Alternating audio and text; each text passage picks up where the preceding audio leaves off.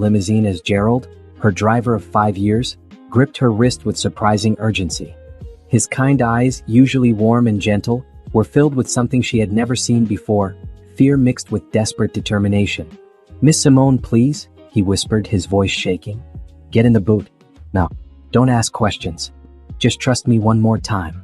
Simone's perfectly styled curls, arranged by an expensive stylist just an hour ago, brushed against her bare shoulders as she stared at Gerald in confusion. Outside the hotel, 200 guests waited for her arrival at the ceremony. Inside her chest, her heart hammered against her ribs. "Gerald, what are you talking about? I'm getting married in 20 minutes. Julian is waiting." "That's exactly why you need to hide," Gerald interrupted, something breaking in his voice. He opened the trunk with shaking hands. "Please, Miss Simone. 5 years I've driven you everywhere. Have I ever steered you wrong?" The memory of Gerald teaching her to drive when her father was too busy flooded back. Gerald attending her college graduation when her parents were overseas. Gerald bringing her soup when she had the flu last winter. She looked at his weathered face, saw the tears gathering in his eyes, and made a decision that would change everything. She climbed into the spacious trunk, her dress bunching around her. Gerald's hands were gentle as he helped arrange her skirt so the door could close. The lid came down, leaving her in dim light filtered through the gap he left open for air. Her $50,000 dress pressed against her body. Her heart felt like it might explode. Then she heard voices approaching the car. "Is everything ready?" Julian's voice. Her groom. The man she'd been dating for 18 months. The man who'd proposed on a beach in Maldives 6 months ago. The man who'd held her during her father's funeral 3 months back and whispered that he'd take care of her forever. "Relax, Julian." A woman's voice. Smooth. Confident. Definitely not one of the bridesmaids. "The trust fund transfers to her name completely once you're married. Then it's just a matter of time. Veronica, she's not stupid. We have to be careful." Julian's voice was different. Colder. Calculating. Nothing like the warm tone he used when he called her baby or my love. "She's a trusting fool who thinks you're her soulmate," Veronica laughed. Honestly, this was almost too easy. $8 million just sitting there, and she's so desperate for love after her daddy died that she can't see what's right in front of her face. Inside the trunk, Simone's hand flew to her mouth to stifle a gasp. Her diamond engagement ring 3 carats, princess cut, caught the dim light. "Just remember the plan," Julian continued. "Married for at least 6 months to avoid suspicion. I'll transfer funds gradually to the offshore accounts. By the time anyone notices, we'll be in the Caymans." "What about the prenup her lawyer wanted?" Veronica asked. "I convinced her we didn't need one. Told her I loved her for her, not her money." Julian's laugh was sharp and cruel. "She actually cried and said I was different from everyone else who only wanted her trust fund." "You're a terrible person," Veronica said, but she was laughing. "That's why I love you." The sound of kissing made Simone's stomach turn. Her hand pressed harder against her mouth. Behind her eyes, tears gathered and fell, streaking her makeup down her cheeks. "We should go," Julian said. "Can't keep my bride waiting." God, the look on her face when she sees me at the altar. She has no idea she's marrying her worst mistake. Their footsteps faded. The car rocked slightly as they must have walked past it. Simone lay in the darkness of the trunk, her wedding dress a white prison around her body, and felt her entire world collapse. Gerald opened the trunk minutes or hours later, she couldn't tell. Time had stopped meaning anything. He helped her out with gentle hands, his face streaked with tears. "I'm so sorry, Miss Simone. I heard them talking yesterday when I drove Mr. Julian to his office. I've been trying to figure out how to tell you without you thinking I was jealous or lying." Simone stood on shaking legs. Through the hotel windows, she could see guests milling around, checking their watches. The ceremony was supposed to start 10 minutes ago. The string quartet would be playing. Her mother would be dabbing her eyes with a handkerchief. Julian's parents would be beaming with pride at their son marrying into old money. "Miss Simone, we need to go. You need to leave. I'll drive you anywhere." "No," Simone heard herself say. Her voice sounded strange, distant, like it belonged to someone else. "Take me to the ceremony." Gerald's eyes widened. "Miss Simone, you can't marry him. You heard what they said." "I heard everything," Simone replied. She pulled out her phone with trembling fingers and opened the voice recorder app. "And I'm going to make sure everyone else hears it too. But first, I need to finish getting ready for my wedding." She looked at Gerald's confused face and felt something cold and hard settle in her chest where her heart used to be. "Gerald, do you trust me?" "Always, Miss Simone." Then drive me to my wedding. Because Julian thinks he's about to marry a fool. She wiped the tears from her face, straightened her dress, and smiled. It felt like ice on her lips. He has no idea he's about to marry his worst nightmare. Architected emotional narrative arc for wedding chapter progression. Good start. Now chapter 2, Simone goes through with the wedding while secretly planning. Need to show her emotional state, her performance, and the beginning of her strategic thinking. Simone sat in the bride's preparation room, her hands steady as she repaired her makeup. The face staring back from the mirror looked like a stranger, eyes bright with unshed tears, jaw set with determination, lips painted the perfect shade of rose. She had spent 30 minutes alone after Gerald dropped her at the side entrance, breathing deeply and making decisions that would alter the course of her life. The door burst open. Her mother, Patricia, swept in wearing a champagne-colored dress and worry lines. "Simone, where have you been? The guests are restless. Julian is pacing at the altar." "What happened?" "Cold feet," Simone lied smoothly. The words tasted bitter. "Just needed a moment." Her mother's face softened. She crossed the room and took Simone's hands. "Darling, every bride gets nervous. But Julian is wonderful. He loves you. You're doing the right thing." Simone looked at her mother's face, the woman who'd raised her in privilege, who'd taught her to be kind and trusting, who'd never prepared her for the reality that some people wore masks. "I know, Mom. I'm ready now." The ceremony passed in a blur of lies.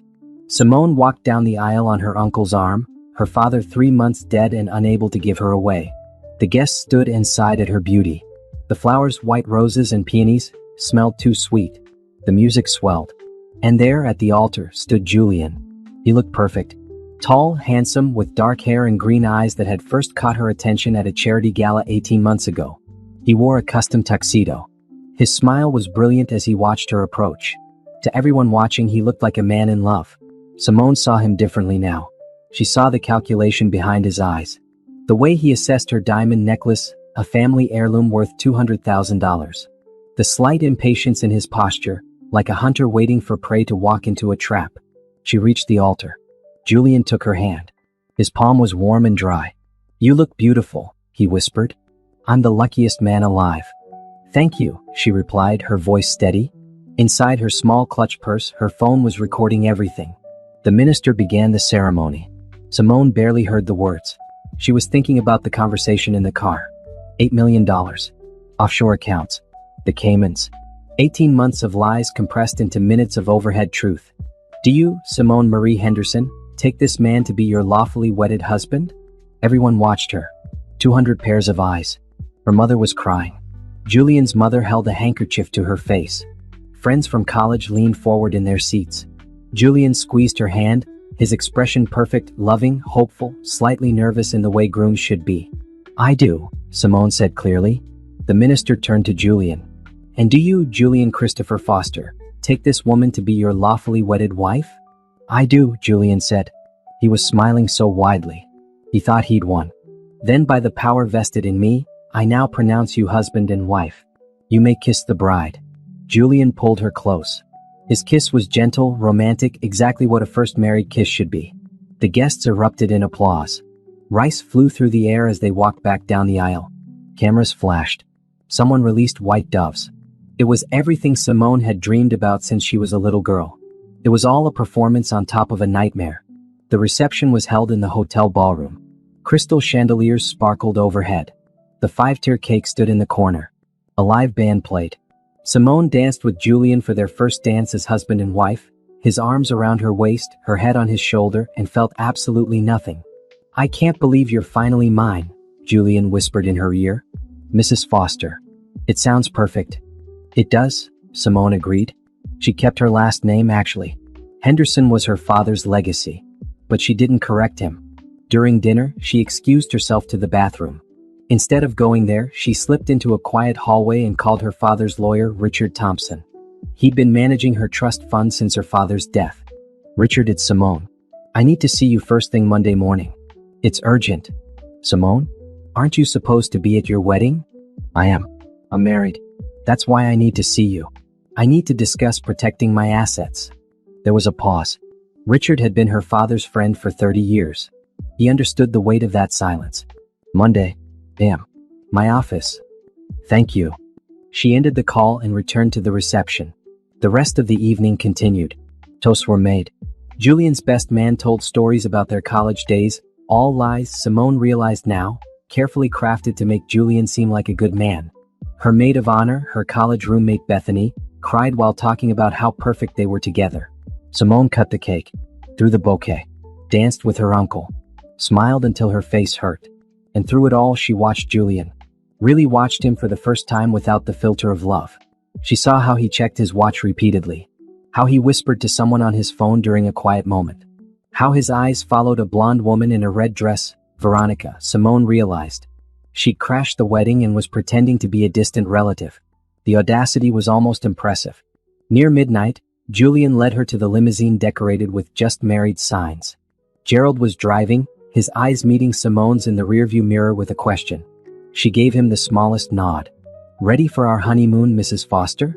Julian asked as they pulled away from the hotel. They were flying to Bora Bora in the morning. 2 weeks in an overwater bungalow. Julian had insisted on planning everything himself. Now Simone understood why. He needed time to start accessing her accounts without her family nearby. "I can't wait," she replied, resting her head on his shoulder. Julian's phone buzzed. He glanced at it quickly, then put it away. But not before Simone saw the name on the screen. Veronica. The message preview read, "Phase 1 complete. See you in." Julian had deleted it before she could read more. He kissed the top of her head. "I love you so much." "I love you too," Simone said. The lies were getting easier. Soon they'd be second nature. Because she wasn't just going to divorce Julian. She wasn't just going to expose him. She was going to destroy every plan he'd made, recover every stolen dollar, and make sure he never hurt another woman again. But first she needed to play the perfect bride. The overwater bungalow in Bora Bora looked like paradise. Crystal blue water surrounded the private deck. The bed was covered in rose petals. Champagne chilled in a bucket. Julian carried Simone over the threshold with a laugh, setting her down gently before pulling her into a kiss.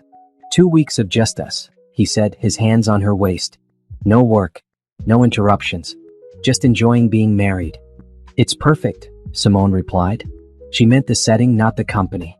That night, while Julian slept beside her, Simone lay awake and stared at the ceiling fan spinning slowly overhead. The man next to her had planned to steal $8 million from her. Had probably been planning it since the moment they met. Every kiss, every "I love you," every romantic gesture had been calculated. Her phone glowed in the darkness.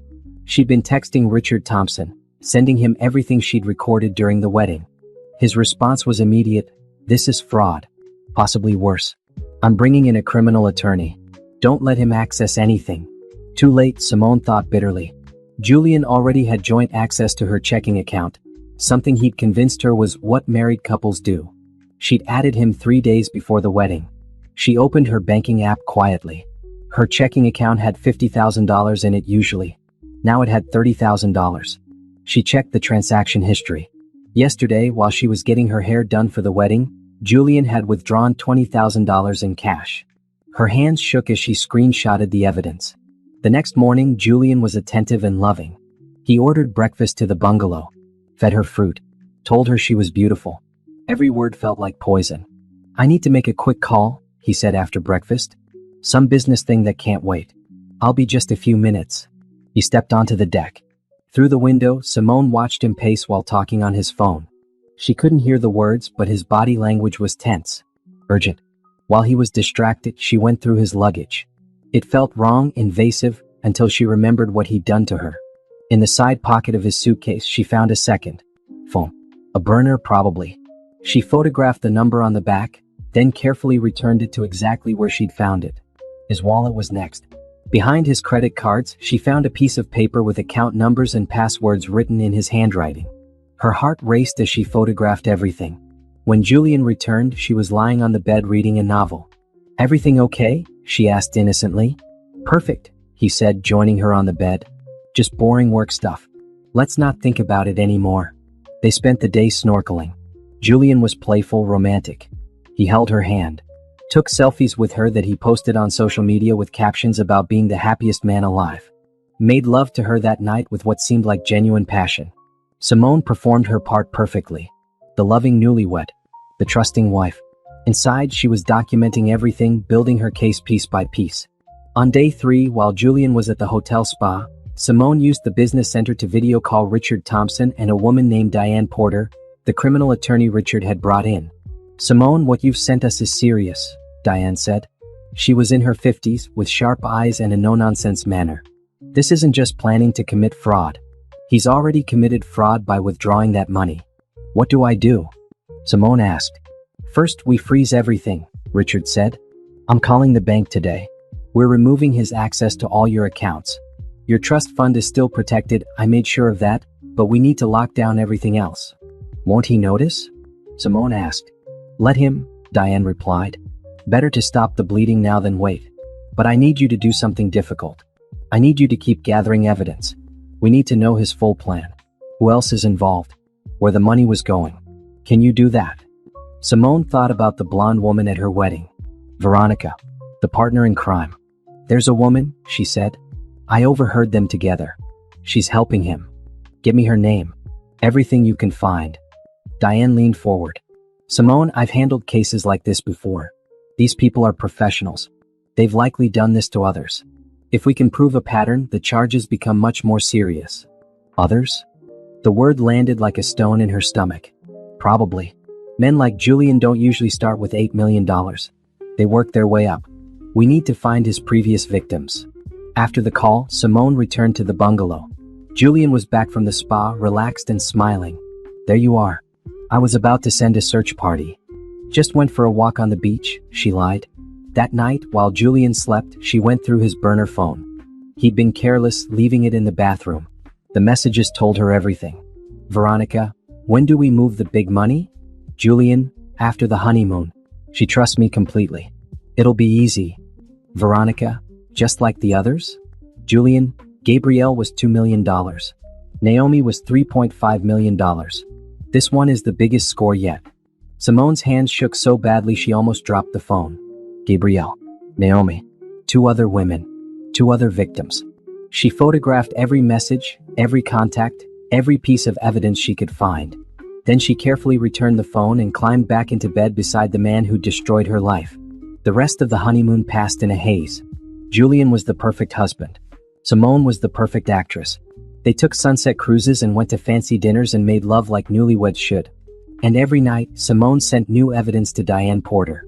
On their last evening in Bora Bora, Julian opened a bottle of expensive wine. "To us," he said, raising his glass. "To our future together." "To the future," Simone echoed.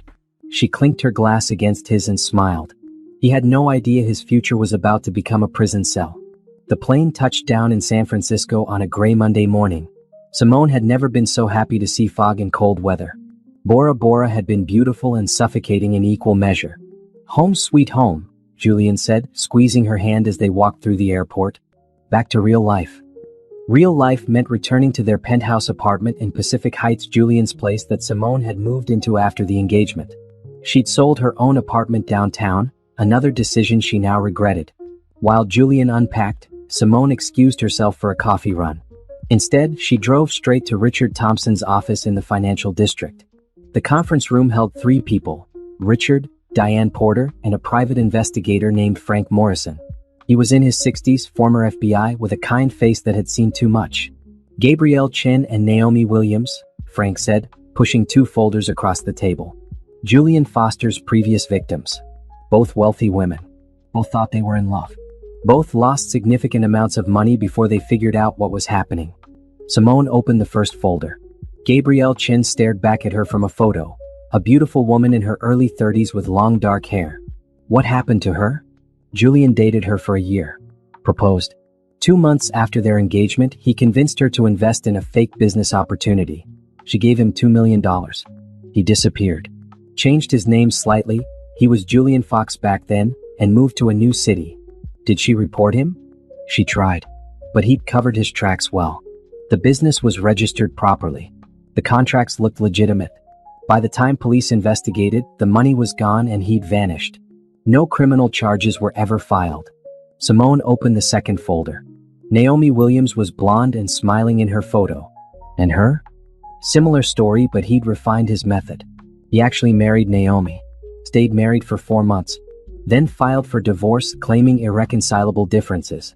But during those 4 months, he'd emptied several of her investment accounts, $3.5 million total. She sued for fraud, but by then the money was offshore. The civil case is still pending. Where are they now? Simone asked. Gabrielle lives in Seattle. She's a software engineer. She's rebuilding her life but is still paying off debt from the incident. Naomi is in Portland. She runs a small bakery. She lost most of her family money but managed to hold on to enough to start over. Simone looked at their faces. 2 women. 2 lives destroyed. 2 survivors who tried to warn the world about Julian Foster, but no one had listened. I want to meet them, she said. Diane nodded. I thought you might. But first, we need to talk about what we found when we dug into Julian's finances. Richard opened his laptop and turned it to face her. Your husband has 7 different bank accounts under various names. We tracked them through the information you provided. In total, he currently has about $4 million spread across these accounts. $4 million. Simone's voice was faint. Money from Gabrielle and Naomi, plus earnings from other schemes we're still tracking. He's been running cons for at least 5 years. You're the biggest target, but not the only recent one. There are at least 3 other women we've identified who lost smaller amounts, between $50,000 and $200,000 each. Why haven't they reported him? Shame. Fear. In some cases, he threatened them. Made them believe they'd be in legal trouble too if they went to the police. Diane's voice was hard. Men like Julian are experts at manipulation. They know exactly who to target and how to make them feel complicit. Frank slid another document across the table. This is where it gets interesting. Veronica Blake, that's the woman you overheard. She's been working with Julian for at least 3 years. She helps him identify targets. Rich women who are vulnerable, recently divorced, recently bereaved, lonely.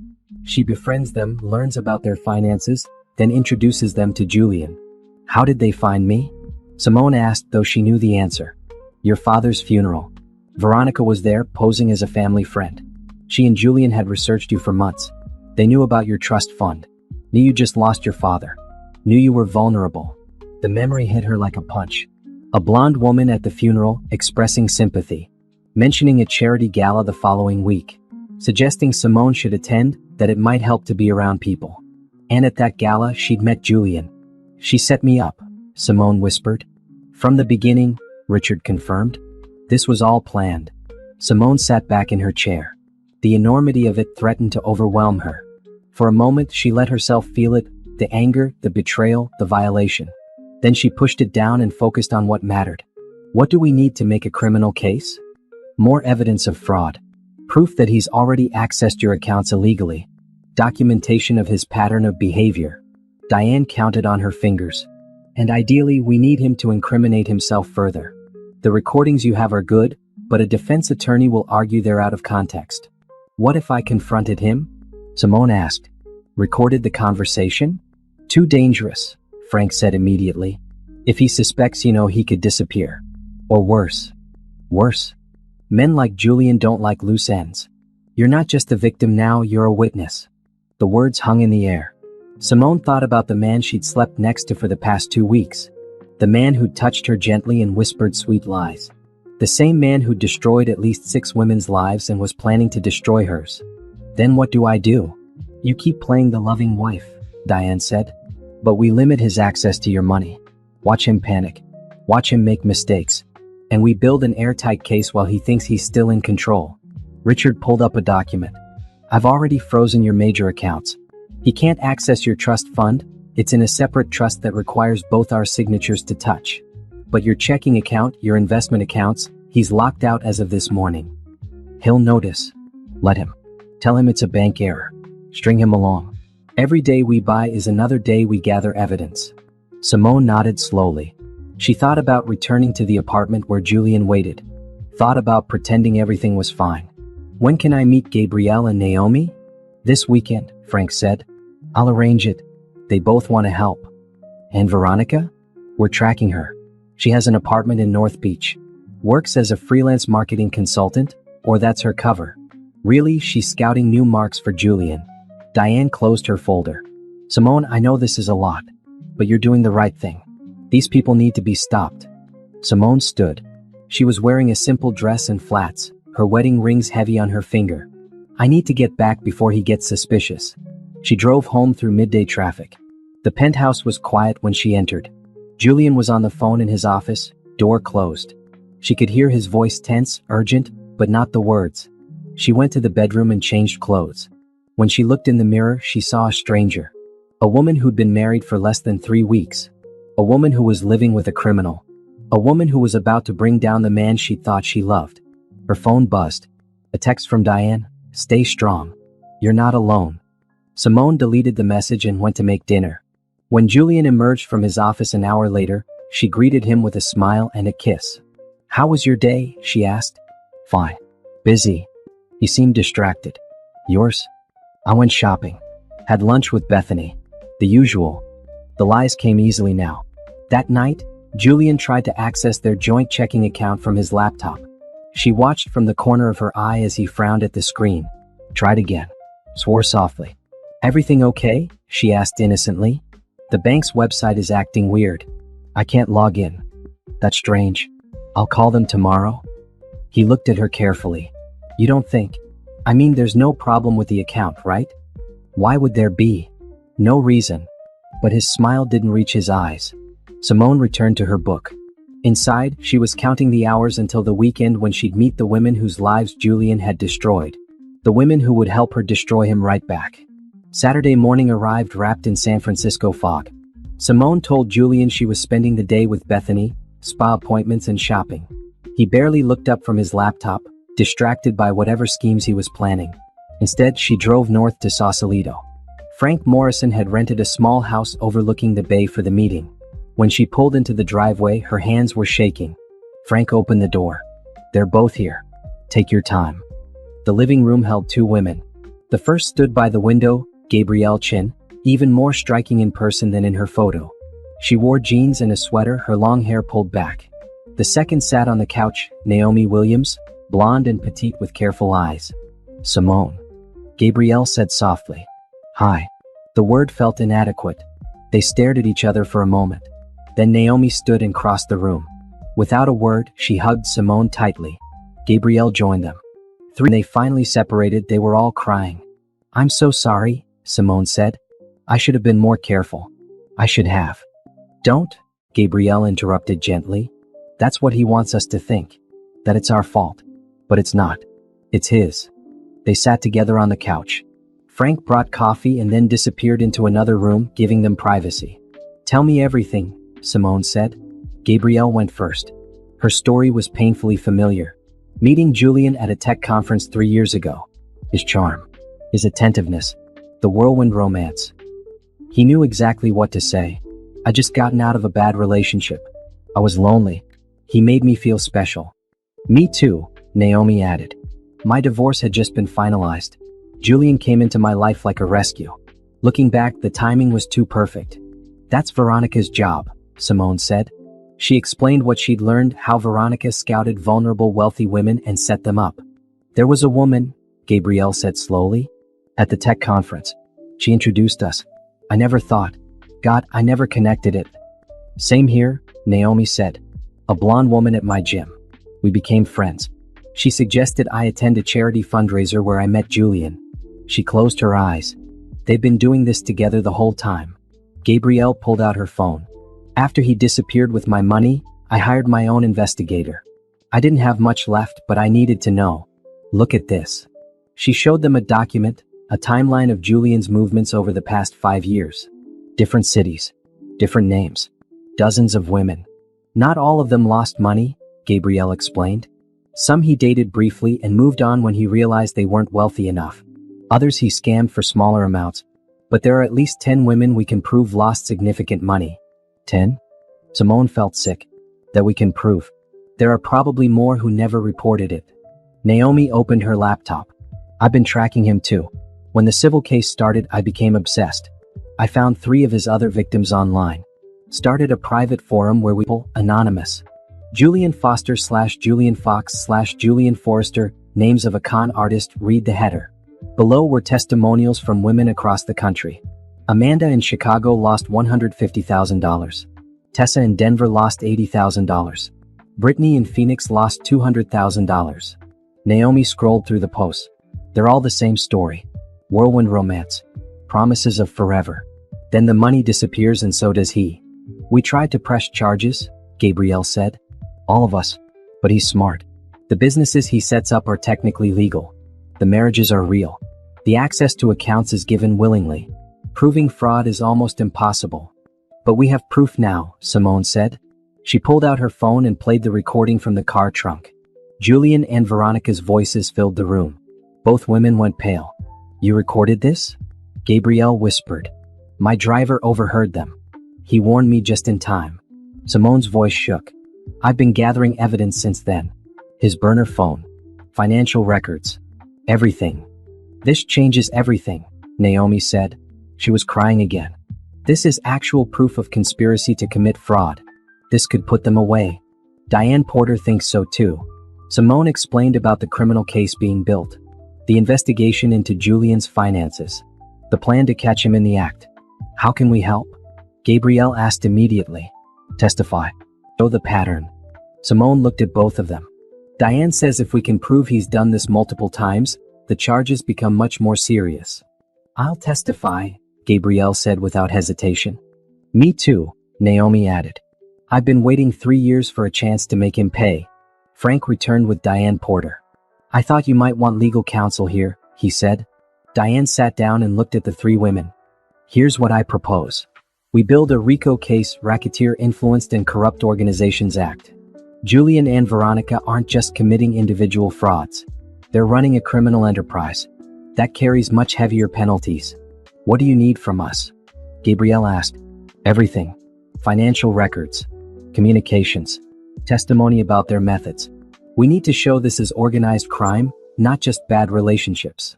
They worked for hours. Gabrielle and Naomi pulled up files on their laptops. Bank statements. Emails from Julian. Receipts for things he'd bought with their money. Screenshots of text messages. Simone added her evidence. The recordings. The photos of Julian's second phone. The account numbers. By late afternoon, they had a document that was devastating. 10 victims. Over $8 million stolen. 3 years of criminal activity. And clear proof that Julian Foster and Veronica Blake were working together. This is strong, Diane said finally. Very strong. But we need more. We need to catch them in the act with Simone. Then let's do it, Simone said. What's the plan? You go home. Act normal. When Julian tries to access your money and can't, he'll panic. He'll contact Veronica. They'll make plans. Diane leaned forward. And when they do, we'll be listening. You want to wiretap them? Naomi asked.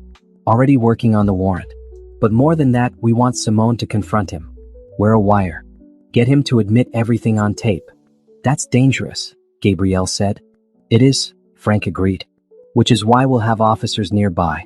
But it's the fastest way to get a confession that will hold up in court. Simone thought about it. Thought about returning to the penthouse and pretending to be the loving wife while Julian plotted against her. Thought about the risk. Then she thought about Gabrielle's determined face and Naomi's tears and the 8 other women whose stories were on that website. I'll do it, she said. Simone, Gabrielle started. He's still doing this. Right now, he's probably looking for his next victim. If we don't stop him, there will be an 11th woman. A 12th. More. She looked at Diane. How long until you can get the warrant? A week. Maybe less. Then we have a week to catch him. Simone stood. What do I do until then? Be careful, Diane said. Don't give him any reason to suspect. And if at any point you feel unsafe, you call me immediately. Before Simone left, Naomi hugged her again. You're braver than I was. You survived, Simone replied. That's pretty brave. We all survived, Gabrielle added. And now we fight back. Driving home, Simone felt different. Lighter somehow, despite the weight of what was coming. She wasn't alone anymore. She had allies. She had evidence. She had a plan. When she entered the penthouse, Julian was pacing in the living room, his phone pressed to his ear. He looked stressed. I don't know what happened. The bank says there's a freeze on all the accounts. Yes, I tried. He saw her and ended the call quickly. Hey, how was shopping? Great. I got the cutest dress. She held up shopping bags props she'd bought quickly on the way home. How was your day? Fine. He kissed her cheek, but his mind was elsewhere. Hey, did you ever call the bank about that login issue? Oh no, I completely forgot. I'll do it Monday. Maybe you should do it now. I tried to transfer some money for a business thing and I'm locked out of everything. It's Saturday evening. They're probably closed. I'll call first thing Monday morning. Is it urgent? No, it's fine. But his jaw was tight. That night, Julian barely touched his dinner. He kept checking his phone. Around midnight, Simone pretended to be asleep when he slipped out of bed and went to his office. She heard his voice through the door, angry, desperate. She pulled out her own phone and texted Diane. He knows. He's panicking. The response came immediately. Good. Let him panic. Judge is reviewing the warrant Monday. We move soon. Simone put her phone away and stared at the ceiling. In less than a week, her life would change again. Julian would be arrested. The truth would come out. Her perfect wedding would be revealed as a sham. But 10 women would get justice. And no more women would become victims. That had to be worth everything she'd lost. The warrant came through on Wednesday morning. Diane called at 8 a.m. while Simone was making coffee in the penthouse kitchen. Julian had already left for a meeting, probably with Veronica, plotting their next move. It's time, Diane said. Are you ready? Simone's hand shook as she set down her mug. Yes. Frank will be there in an hour to wire you. We've got permission to monitor all of Julian's phones and computers. The plan is simple. Confront him tonight when he gets home. Get him to admit what he's been doing. What if he doesn't? He will. He's desperate now. You've been stringing him along about the bank errors for 5 days. He knows something is wrong. He'll either come clean to try to manipulate you, or he'll slip up trying to explain things away. Frank Morrison arrived at 9 carrying a large briefcase. He swept the apartment for bugs. Julian had been paranoid, apparently, but found nothing. Then he fitted Simone with a wire so small and sophisticated she could barely feel it. This records everything, he explained, adjusting the tiny microphone hidden in her necklace. We'll be listening from a van outside. If anything goes wrong, if you feel unsafe at all, you say the phrase, I need some air, and we come in immediately. Understand? I understand. You're sure you want to do this? Frank's kind eyes were concerned. Once we start, there's no going back. Simone thought about Gabrielle and Naomi. About the 8 other women on the website. About whoever Julian and Veronica were targeting next. I'm sure. Frank left. Simone spent the day cleaning the apartment, nervous energy that needed an outlet. She scrubbed bathrooms and organized closets and tried not to think about what was coming. At 5 p.m. she started making dinner. Pasta carbonara, Julian's favorite. The irony wasn't lost on her. Her last home-cooked meal for her husband would be the meal that helped send him to prison. Julian came home at 6:30. He looked exhausted, his shirt rumpled, his tie loose. Something smells good. Your favorite. She kissed his cheek. The wire felt heavy against her collarbone, though she knew it weighed almost nothing. Rough day? You could say that. He poured himself a large whiskey. Did you ever get that bank situation sorted out? Actually, I need to talk to you about that. His eyes sharpened. What do you mean? Let's eat first. Then we'll talk. Dinner was tense. Julian barely ate. He kept checking his phone. Simone pushed food around her plate and tried to seem calm while her heart hammered. Finally, she set down her fork. The bank didn't make an error. Julian went very still. What? The accounts. Being frozen. It wasn't an error. She looked directly at him. Richard Thompson froze them. On my instruction. I don't understand. Why would you do that? Because I know, Julian. The words felt like liberation and terror mixed together. I know everything. The silence stretched. Julian's face went through several emotions: confusion, fear, calculation. Know what? About Veronica. About your plan. About Gabrielle and Naomi and all the others. Simone's voice was steady. I know you never loved me. That this was all a con. That you were going to steal my money and disappear. Julian's face drained of color. Then he laughed, a sharp, bitter sound. Who told you that? Simone, someone is lying to you. I heard you. On our wedding day. You and Veronica were talking in the parking lot. She pulled out her phone and played the recording. Their voices filled the room. $8 million. Offshore accounts. The Caymans. Julian stared at the phone like it was a weapon.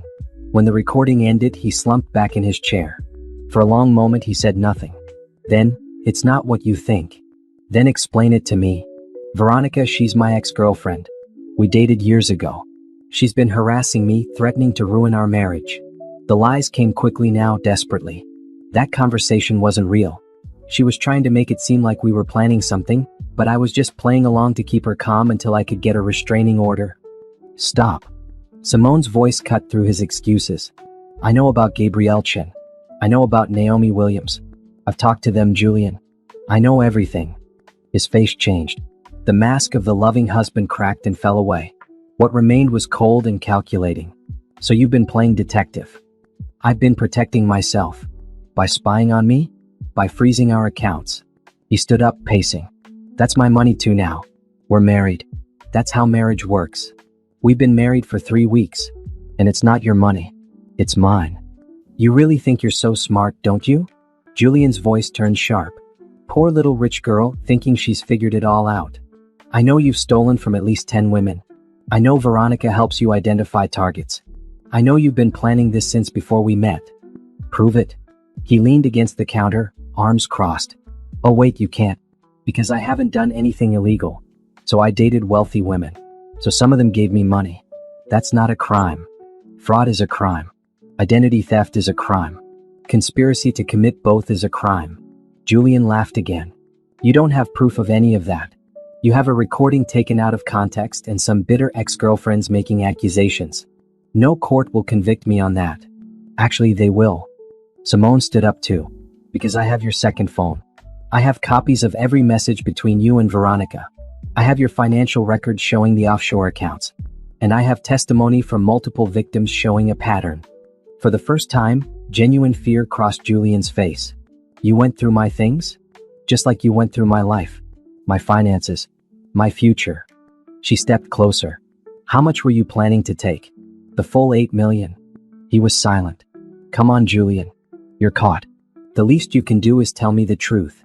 Fine. He poured himself another whiskey and downed it. Fine. You want the truth? Yes, I was going to take the money. Not all of it at once. That would be too obvious. But over a year or two, I would have drained every account. And yes, Veronica helps me. She's good at finding targets. Say that again, Simone said quietly. What? What you just said. About the money. Say it again clearly. Julian seemed to realize his mistake. I'm not saying anything else. You already said enough. She pulled the wire from her necklace and held it up. Every word recorded. Including your confession just now. Julian's face went white. Then red. You. The apartment door burst open. Frank Morrison came in first, followed by 4 police officers. Julian Foster, you're under arrest for conspiracy to commit fraud, wire fraud, and identity theft. Julian tried to run. One of the officers caught him easily, pulling his arms behind his back for handcuffs. This is insane. I didn't do anything. You literally just confessed, Frank said dryly. They read Julian his rights while he shouted about entrapment and illegal recordings. Simone stood against the wall and watched her husband be arrested in their kitchen. Is Veronica Blake in custody? She asked Diane, who'd entered behind the officers. Being arrested as we speak. We hit her apartment at the same time. Julian's eyes locked on Simone as they led him toward the door. You'll regret this. You think you're the hero? You're just a vindictive.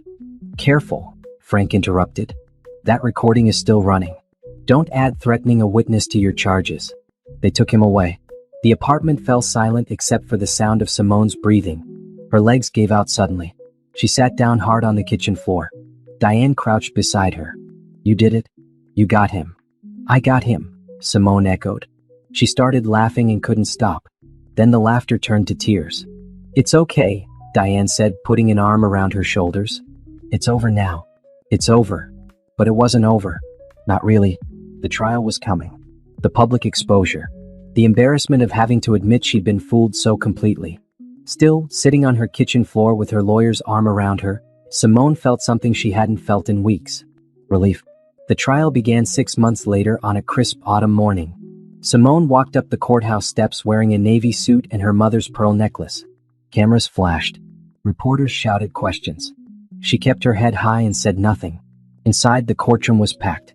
Diane sat at the prosecution table with the district attorney, Mitchell Brooks, a serious man in his 50s who'd handled dozens of white-collar crime cases.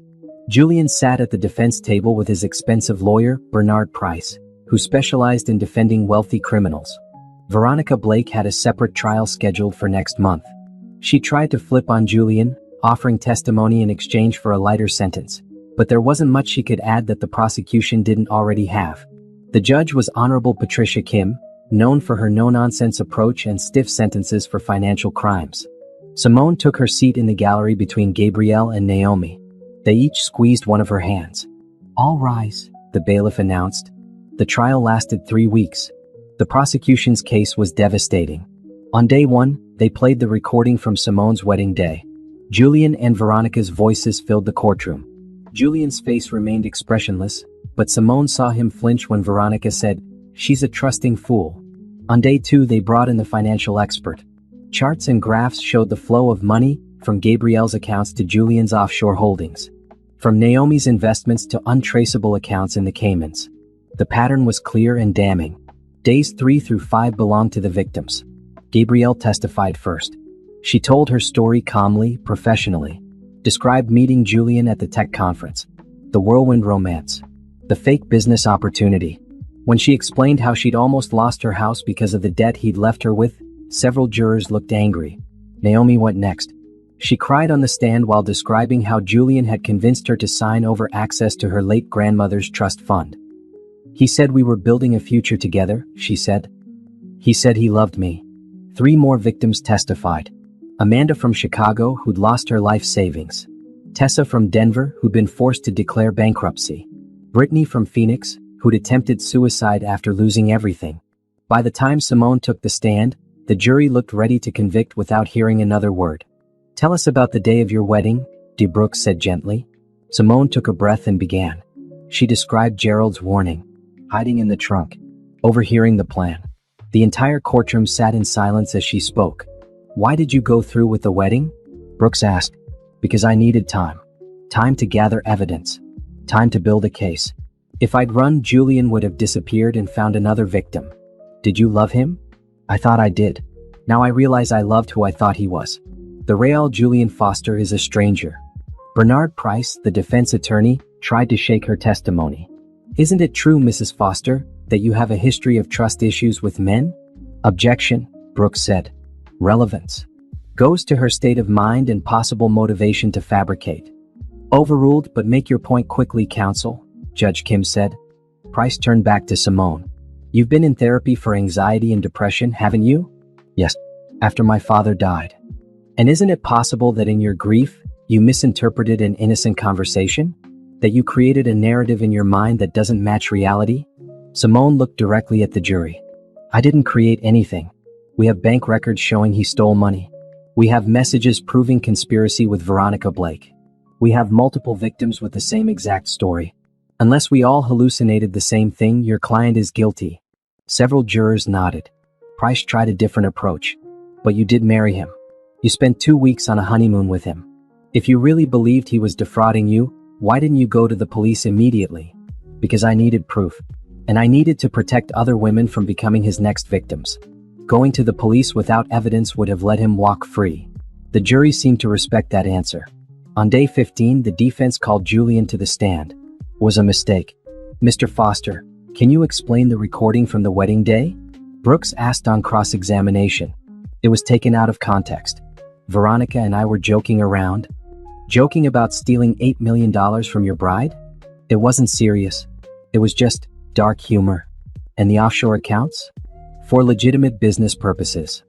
"What business?" Julian hesitated. "Various consulting projects." "Name one." Another hesitation. I'd have to review my records." Brooks showed him documents. "These are your tax returns for the past 5 years. You've reported income of approximately $60,000 per year. Yet you have $4 million in offshore accounts. Can you explain that discrepancy?" There are privacy laws about offshore finances. There are also laws about tax evasion and money laundering, Mr. Foster." "Which are you claiming?" Julian's lawyer objected. The judge sustained it, but the damage was done. Julian looked like exactly what he was, a liar caught in his own lies. The prosecution's closing argument was powerful. Brooks stood before the jury and summarized the case. 10 women, 6 years, over $8 million stolen. This isn't a case of he said, she said. This is a case of a criminal enterprise designed to prey on vulnerable women. Julian Foster is not a romantic who made mistakes. He's a predator who chose his victims carefully and executed a carefully planned fraud again and again. The defense's closing was weaker. Price tried to argue that love and money were complicated, that Julian had made some poor decisions but wasn't a criminal. The jury didn't look convinced. Deliberations lasted 7 hours. When the jury returned, the forewoman stood. On the count of conspiracy to commit fraud, we find the defendant guilty. On the count of wire fraud, guilty. On the count of identity theft, guilty. On the count of money laundering, guilty. Guilty on all 17 counts. Julian's face crumbled. His mother sobbed in the gallery. Simone sat perfectly still and felt something break open in her chest. Not happiness exactly, but justice. Finally, justice. Sentencing came 2 weeks later. Judge Kim looked at Julian with cold eyes. Mr. Foster, you've committed terrible crimes against women who trusted you. You've shown no remorse. You've taken no responsibility. And the evidence shows you would have continued this behavior if you hadn't been caught. She sentenced him to 25 years in federal prison, no possibility of parole for 15 years. Additional restitution of $9 million to be split among the victims. As they led Julian away in handcuffs, he looked at Simone one last time. She met his gaze steadily.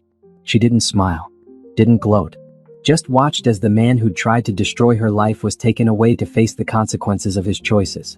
Outside the courthouse, Simone stood with Gabrielle, Naomi, and the other victims. Reporters surrounded them. "How do you feel?" someone shouted. Gabrielle spoke first. "Justice was served today. Not just for us, but for every woman who might have become his next victim." "What will you do now?" another reporter asked Simone. She thought about that.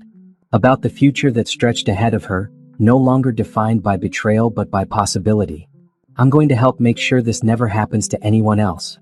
That night, back in her apartment, she'd moved out of the penthouse months ago. Simone sat with a glass of wine and looked at her phone. Messages from friends and family. Well wishes. Congratulations. One message stood out. It was from an unknown number. "Thank you. You saved my life." From a woman who almost said yes to Julian Foster last year. Simone stared at that message for a long time. Then she saved it. Because that was why she'd done this. Not for revenge, though that felt good. Not for justice, though that mattered. She'd done it so that woman, whoever she was, could live her life without becoming another statistic. Another victim. Another name on a list of women destroyed by Julian Foster. That was worth everything. 1 year after Julian's sentencing, Simone stood in a bright office space in downtown San Francisco. The walls were painted a soft blue. Large windows looked out over the bay. A bronze plaque by the door read, "The Courage Foundation Financial Literacy and Fraud Prevention for Women." "This is perfect," Gabrielle said, walking through the empty rooms.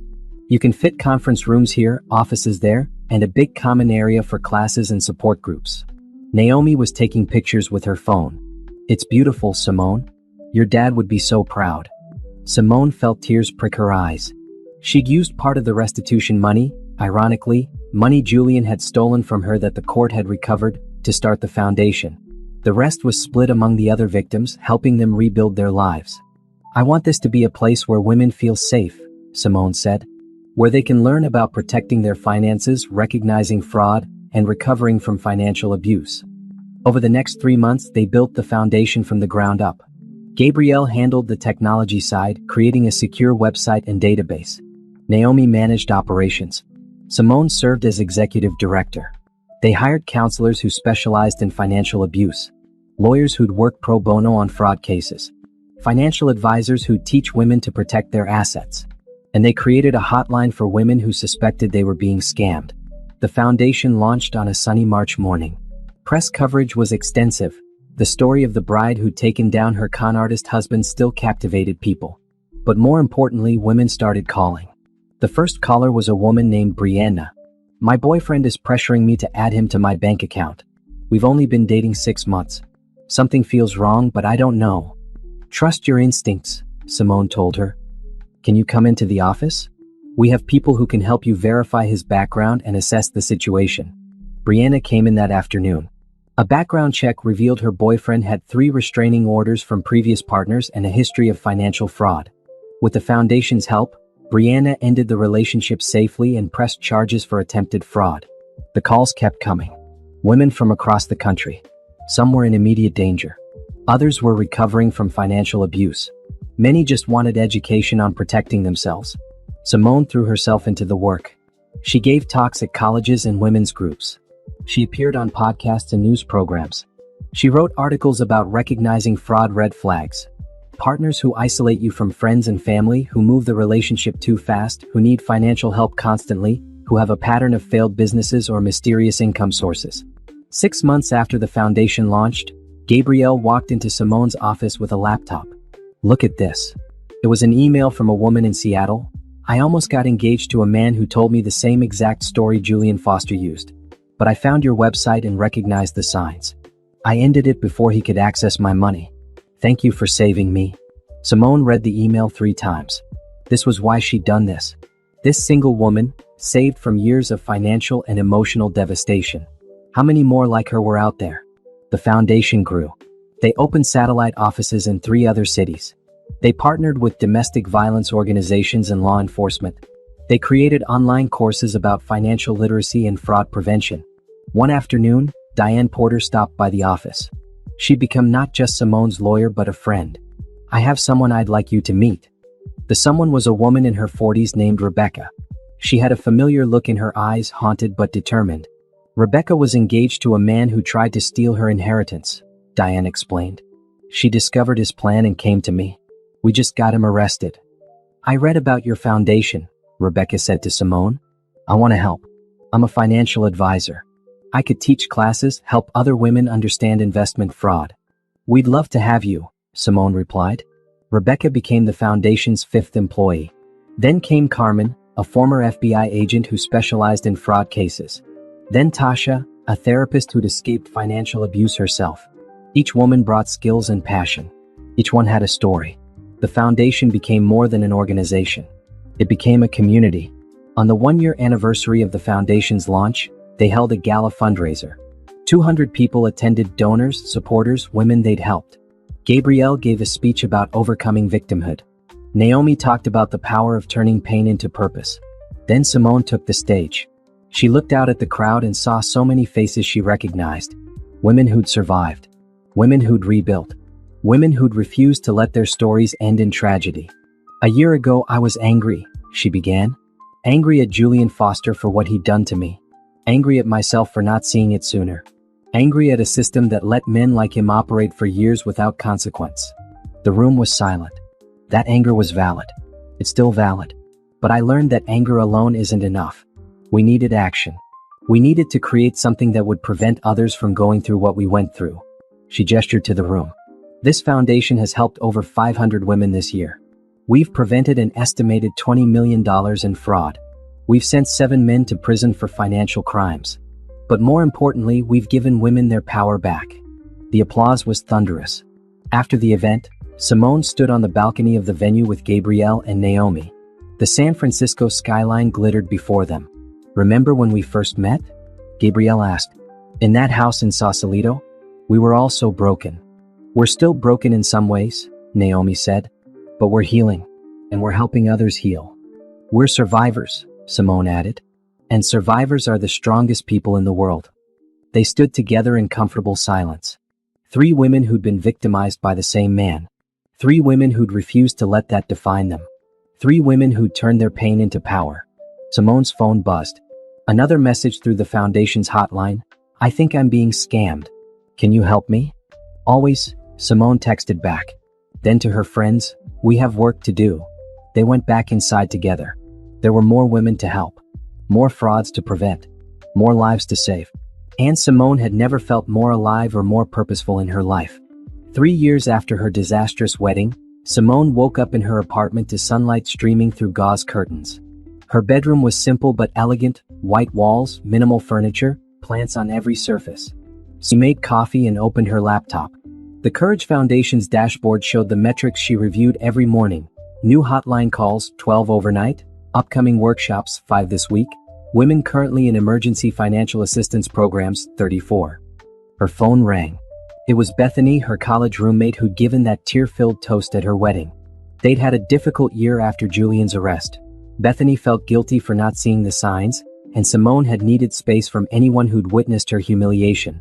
But they'd worked through it in therapy and rebuilt their friendship stronger than before. Coffee this morning? Bethany asked. I have news. They met at their favorite cafe in the marina. Bethany was glowing. I got the promotion. Senior partner. That's amazing. Simone hugged her friend. I'm so proud of you. And you? How's the foundation? Growing. We're opening offices in 2 more cities this quarter. And I've been invited to speak at a national conference on financial crime prevention. Look at you. Bethany smiled. You turned the worst thing that ever happened to you into something incredible. Simone thought about that. It's still hard sometimes. I still have moments where I can't believe I was so blind. But then I remember, I wasn't blind. I was trusting. And there's nothing wrong with that. He was just a very good liar. Have you thought about dating again? Not really. I'm not ready. Simone sipped her coffee. Maybe someday. Right now, I'm focused on the foundation and on myself. I'm learning to be happy alone. That afternoon, Simone taught a workshop at the foundation. 15 women sat in the bright conference room, ranging in age from 23 to 67. Some were there because they'd been scammed. Others were being cautious after bad relationships. A few just wanted financial education. The most important thing, Simone told them, is trusting your instincts. Something feels wrong, investigate. Ask questions. Do background checks. Protect your assets. And never, ever give anyone access to your money until you're absolutely certain of who they are. A woman in her 30s raised her hand. But how do you balance being careful with being open to love? I don't want to be so paranoid that I push away good people. Good people won't pressure you for money, Simone replied. Good people will respect your boundaries. Take it slow. Real love waits. Scammers are always in a hurry. After the workshop, a young woman approached her. Thank you for this. I was engaged to someone who kept asking to borrow money. I broke it off last month, but I kept doubting myself. Hearing you speak made me realize I did the right thing. These moments made everything worthwhile. That evening, Simone attended a board meeting for the foundation. They'd expanded the board to include financial experts, law enforcement representatives, and survivors of financial abuse. The meeting focused on their next initiative, partnering with dating apps to add fraud prevention resources. Many of these scammers operate online, Carmen explained. She'd become the foundation's director of investigations. If we can catch them before they meet victims in person, we save everyone time and heartbreak. They approved the partnership. As the meeting ended, one of the board members, a venture capitalist named Helen, approached Simone. I have a business proposition for you. Have you considered franchising the foundation's model? Franchising? Making it replicable across the country. Providing training and resources so that communities can set up their own branches. You'd maintain quality control but expand your reach exponentially. Simone was intrigued. Let me think about it. She was still thinking about it when she got home. Her apartment felt peaceful. She decorated it herself, art from local galleries, books stacked on every surface, a reading nook by the window. This space was entirely hers. Her phone buzzed. A news alert. Veronica Blake sentenced to 15 years in similar fraud case. Veronica's trial had finally concluded. She'd been convicted on 12 counts related to her partnership with Julian and other schemes she'd run independently. Simone felt nothing. Not satisfaction. Not vindication. Just a quiet acknowledgement that another chapter was closed.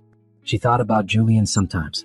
He was 7 years into his sentence, locked away in a federal prison in Pennsylvania, claiming his rights had been violated. The appeal was denied. He tried to get his sentence reduced for good behavior. Also denied. Some of his old victims had reported that he tried to contact them through relatives, still claiming innocence, still trying to manipulate. Those attempts had violated his restraining orders and added time to his sentence. Simone had no contact with him and never would. That part of her life was over. Instead, she focused on what she was building. The foundation had helped over 2,000 women now. They'd prevented an estimated $60 million in fraud. They'd worked with law enforcement to arrest 37 different scammers. But more than the numbers, Simone loved the stories. The woman who'd learned to manage her own investments after years of letting her abusive ex-husband control everything. The college student who'd recognized her boyfriend's financial manipulation early and left before it got worse. The widow who'd almost fallen for a romance scam but called the hotline first. Each story was a victory. Each woman saved was a life preserved. On Saturday, Simone drove to Sausalito to have lunch with Gabrielle and Naomi.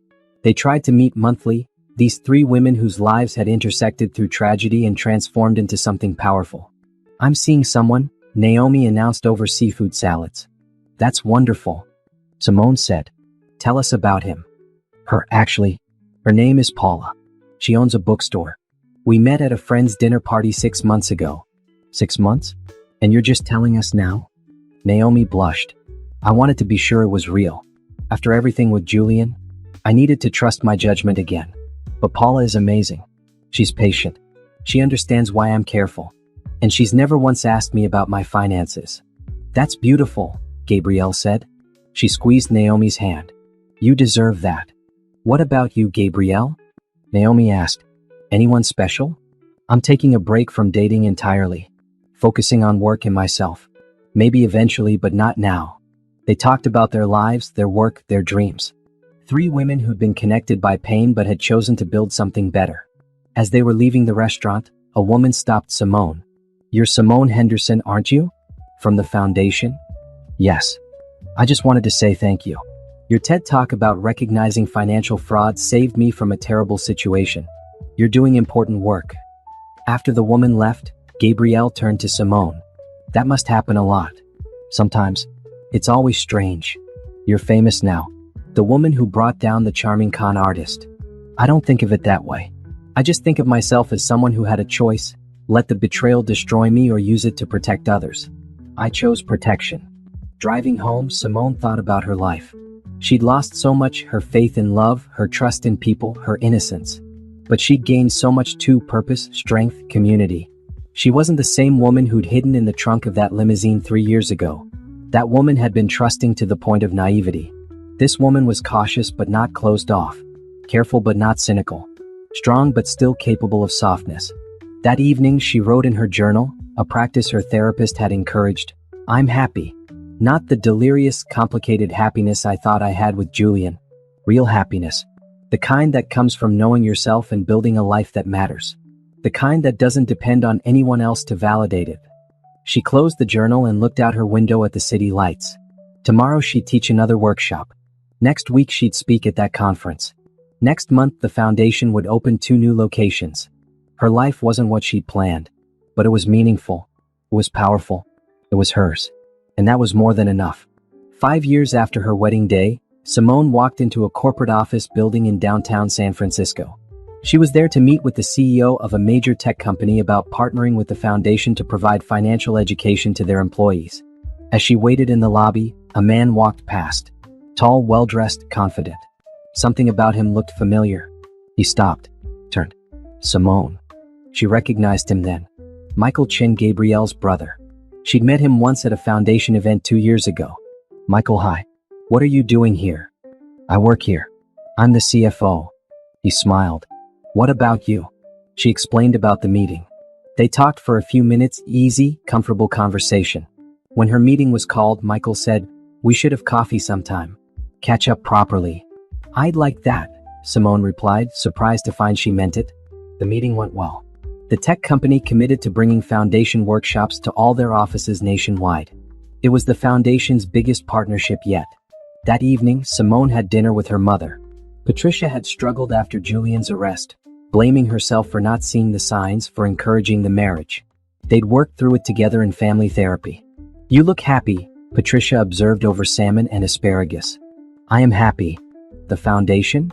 Partially. But also just life. I like who I am now. I like what I'm building. Your father would be so proud of you. Patricia's eyes filled with tears. I'm so proud of you. You took something terrible and created something beautiful. I had help. Gabrielle and Naomi and everyone at the foundation. But you were the one who chose to fight back. You could have just divorced him and moved on. Instead, you made sure he'd never hurt anyone again. Simone thought about that. I needed justice. Not just for me, but for all of us. Her phone buzzed. A text from Michael. Coffee this Saturday? There's a great place near the Embarcadero. She hesitated, then replied, sounds good. Saturday arrived bright and cool. Simone met Michael at the cafe he'd suggested. They got coffee and walked along the waterfront. I remember your story, Michael said after a while. What happened with your husband? Gabrielle told me some of it and I followed the trial coverage. I'm sorry you went through that. Thank you. It was difficult. But I'm okay now. More than okay from what I've heard. The foundation is impressive. They talked for hours. Michael was easy to talk to, funny, intelligent, genuinely interested in her work. He told her about his own life, his career in finance, his love of hiking, his recent divorce. I was married for 3 years, he explained. We wanted different things. She wanted to move to New York for her career. I wanted to stay here near family. We tried to make it work, but eventually we realized we'd be happier apart. It was amicable. That's rare. I was lucky. No children, no big assets to fight over. Just two people who cared about each other but weren't right together. He glanced at her. I'm guessing your experience was different. Very different. They continued walking. Simone found herself relaxing, enjoying his company. When he asked if she'd like to do this again, she said yes. Over the next few months, they saw each other regularly. Coffee dates turned into dinner dates. Dinners turned into weekend hikes. They took it slow, Simone's insistence, and Michael respected it completely. I'm not in a hurry, he told her one evening as they watched the sunset from Twin Peaks. I like spending time with you. However much time you're comfortable with. That patience meant everything. The foundation continued to thrive. They now had offices in 12 cities. Their hotline received over 1,000 calls a month. They'd helped over 10,000 women. The franchising model Helen had suggested was working. Communities across the country were replicating their approach. Simone gave a keynote address at a national conference on financial crime. Standing before 500 law enforcement officers, prosecutors, and fraud prevention specialists. Financial abuse is insidious, she told them. It doesn't leave physical bruises. It doesn't fit the narrative of what we think of as crime. But it destroys lives just as surely as any violence. And it's preventable if we give people the tools to recognize and stop it. The standing ovation lasted 3 minutes. After the conference, a young woman approached her. I'm a prosecutor in Atlanta. Your work inspired me to specialize in financial fraud cases. I just put away a man who'd been scamming elderly women. Your foundation's resources helped us build the case. These moments reminded Simone why she did this work. One afternoon, Gerald called.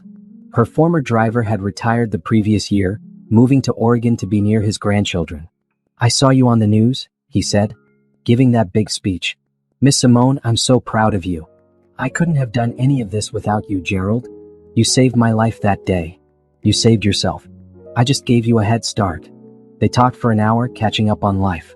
Before hanging up, Gerald said, Your father would be real proud of the woman you've become. I hope so. That evening, Michael cooked dinner at his apartment. Simone arrived with wine and found him chopping vegetables in his kitchen, music playing. This is nice, she said, meaning the scene, the comfort, the ease of being with someone who didn't demand anything she wasn't ready to give. It is nice. He looked at her carefully. Simone, I need to tell you something. Her stomach clenched. Okay. I'm falling in love with you. And I know that's probably scary given what you've been through. I'm not asking for anything. I just wanted you to know how I feel. Simone set down her wine glass. Her heart was hammering, but not with fear. With possibility. I'm falling for you too. And yes, it's scary. But it's also good. Really good. He crossed the kitchen and took her hands. We can take this as slow as you need. I know. That's part of why I trust you. They kissed and it felt like coming home. Not the desperation of her wedding to Julian, Simone held a celebration at the foundation. Not for her anniversary, that would be perverse. But for the foundation's 5th year of operation. The office was packed with staff, volunteers, donors, and women they'd helped. Gabrielle gave a speech about resilience.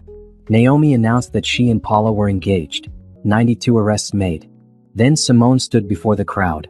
She'd prepared remarks, but looking at all those faces, women who'd survived, who'd rebuilt, who'd refused to let their stories end in defeat, she put her notes aside. 5 years ago today, I married a man who never loved me. He saw me as a target. A mark. Money to be stolen. She paused. I could have let that define me. I could have spent the rest of my life bitter and closed off and broken. The room was silent. But I had a choice. We all have that choice. When life breaks us, we can stay broken or we can forge ourselves into something stronger. I chose strength. And I didn't do it alone. She gestured to Gabrielle and Naomi. These women, my sisters in survival, showed me what was possible. Together, we built something that ensures other women won't face what we faced alone.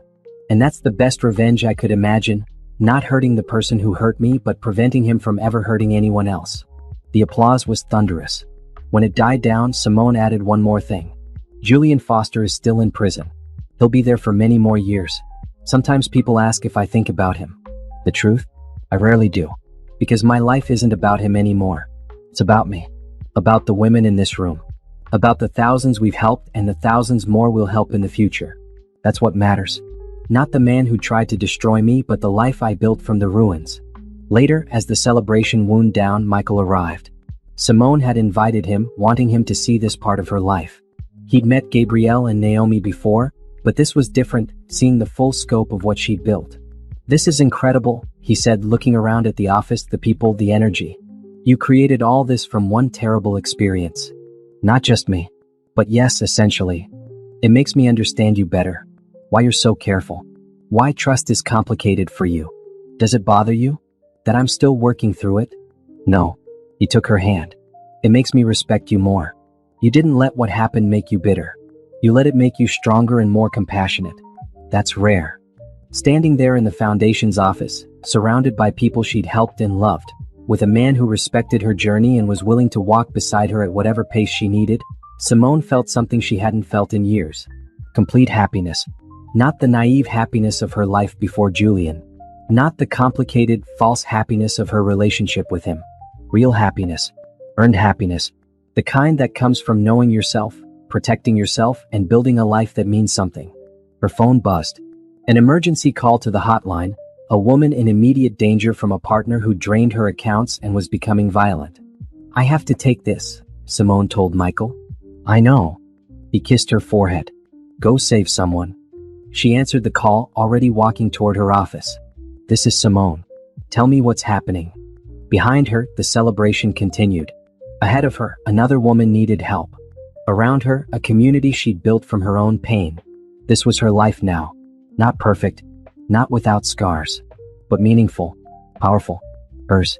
And 5 years after hiding in the trunk of a car and having her world shattered, Simone Henderson was exactly where she was meant to be.